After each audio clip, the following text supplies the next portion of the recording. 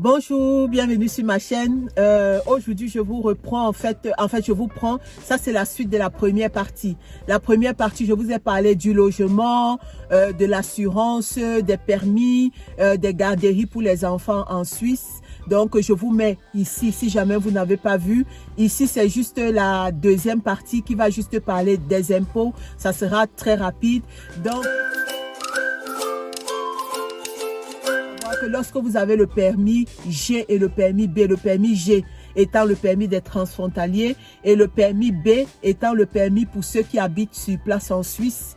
Donc, ces deux permis, vous êtes coupés à la source pour les impôts. Donc, ils coupent les impôts directement à la source. Et ceux qui ont le permis C, en fait, c'est un permis comme les Suisses. Donc là, c'est vous-même qui devez déclarer vos impôts. Donc, vous avez tout votre brut qu'on vous paye. Et puis maintenant, c'est à vous maintenant de mettre de côté et puis donc à déclarer après les impôts et tout ça quoi. Donc, moi, je vais parler du permis GB, donc du permis pour les étrangers si vous voulez quoi. Donc, vous êtes coupé directement à la source. Ça n'empêche que lorsque vous êtes coupé directement à la source, une fois par avant le 31 mars, de janvier jusqu'au 31 mars, vous devez faire une déclaration d'impôt aux finances. Donc, quand vous faites une déclaration d'impôt, eux, maintenant, ils vont vous envoyer un papier pour que vous puissiez déclarer en fait tout ce que vous avez gagné. Parce qu'il faut savoir qu'une fois par an, votre employeur vous envoie une fiche annuelle de tout ce que vous avez, la fiche annuelle de votre salaire annuel, de ce qui a été coupé et qu'on sort. Donc, c'est avec ça maintenant que vous devez déclarer vos impôts. Donc, le Finance Am, quand vous faites comme ça avant le 31 mars, après le Finance Am vous envoie des papiers que vous pouvez remplir soit sur Internet, soit vous pouvez écrire sur papier. Et alors là, vous devez déclarer en fait tout, déclarer tout. Malgré qu'ils ont coupé à la source, ça n'empêche que vous devez quand même déclarer. Ils tiennent tout ça en compte. Maintenant, ici, c'est en fait, vous devez déclarer des surplus qu'il faut en sorte que ça dépend de ce que vous déclarez. C'est en fonction de ça qu'on va vous rembourser. Donc, c'est plus sur ça que moi, je vais vous parler.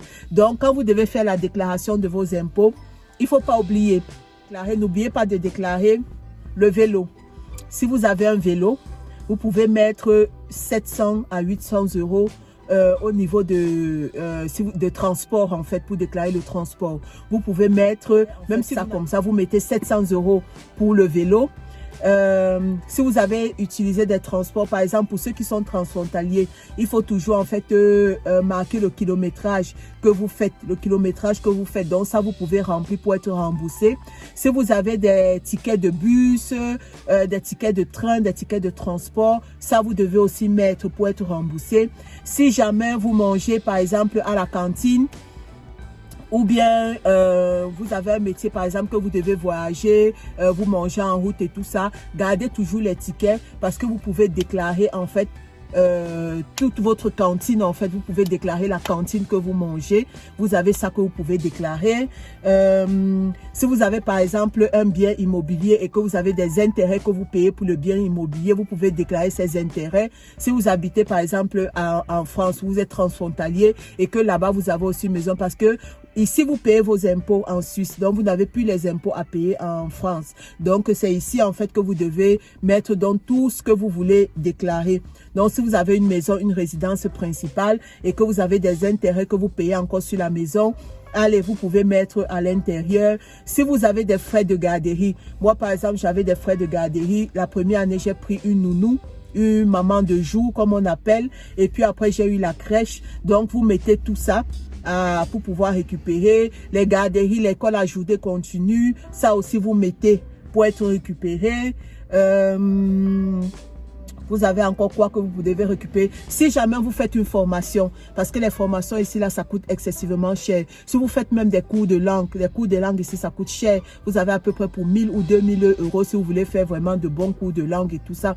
Donc, les cours de langue, vous mettez. Si vous avez, par exemple, une formation, par exemple, dans le cadre de votre boulot, vous voulez approfondir, par exemple, un côté de votre, un domaine que vous voulez approfondir, vous avez fait une formation que vous avez payée avec vos frais, vous mettez à l'intérieur. Si vous avez par exemple un appareil que vous avez acheté, par exemple, vous êtes informaticien, vous avez besoin d'un ordinateur pour pouvoir travailler, vous achetez votre ordinateur, vous pouvez le mettre à l'intérieur pour pouvoir récupérer des sous. Aussi déclarer, parce que aussi l'assurance, une fois par an, l'assurance vous envoie aussi tout ce que vous avez payé de manière annuelle et alors un récapitulatif, et donc vous devez aussi mettre ce récapitulatif de l'assurance dans vos impôts. Et n'oubliez pas, si jamais, parce que votre assurance, vous aurez l'assurance de base et l'assurance complémentaire. Ça n'empêche que l'assurance complémentaire et l'assurance de base, ça ne couvre pas tout. Donc, il y a la possibilité d'avoir l'assurance qui vous couvre tout. Totalement tout, ça coûte un peu plus cher, mais vous pouvez aussi prendre celle qui ne vous couvre pas complètement. Donc ça fait que si vous avez certains soins, par exemple, moi par exemple ces lunettes, je les ai faites, j'ai payé 350 francs suisses et l'assurance n'a pris en charge que 200 francs. Donc j'ai 150 francs que je vais mettre dans mes impôts quand je vais déclarer mes impôts.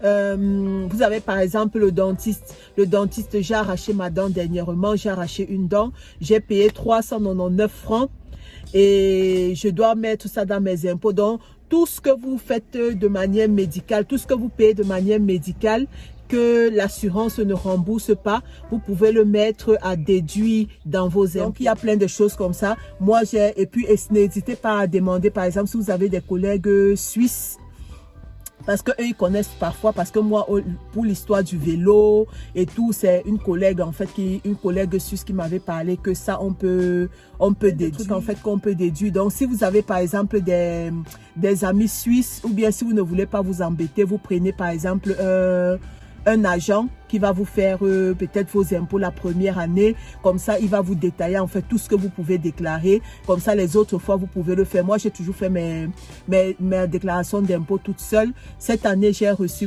on m'a remboursé presque 6 000 euros. En fait, que je vais essayer de bien faire ma déclaration pour pouvoir avoir le plus que possible.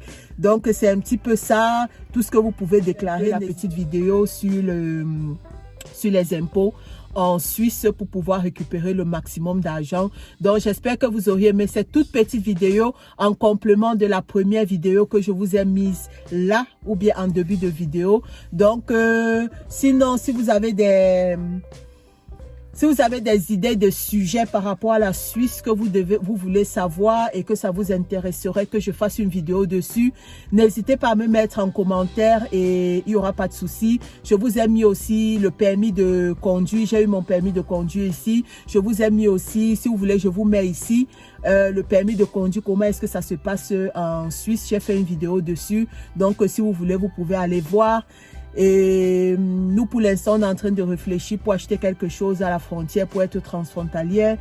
On réfléchit si on l'achète ici en Suisse ou bien de l'autre côté. Donc ça, je ne pourrais pas encore vous donner vraiment mon avis sincère sur le fait d'être transfrontalier parce que pour le moment, moi, je vis en Suisse, je ne suis pas transfrontalière.